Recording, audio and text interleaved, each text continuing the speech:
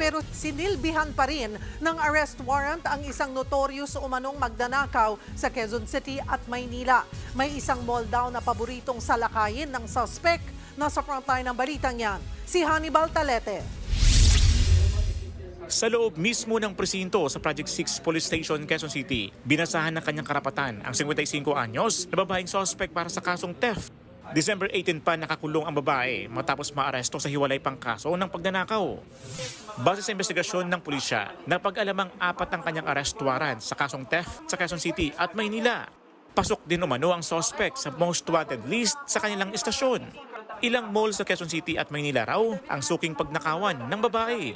Sa pagkakalam namin, ay nag-iisa lang siyang solo na lumalakad.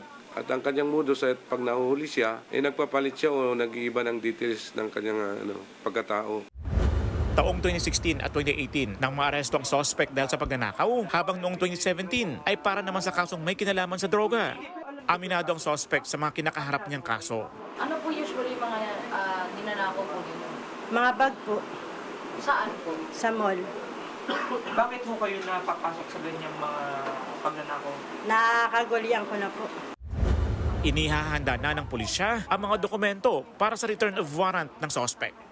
Nagbabalita mula sa frontline, Hannibal Talete, News 5. Mga kapatid, Cheryl Cosim po, huwag maging huli at maging una sa lahat sa balitaan.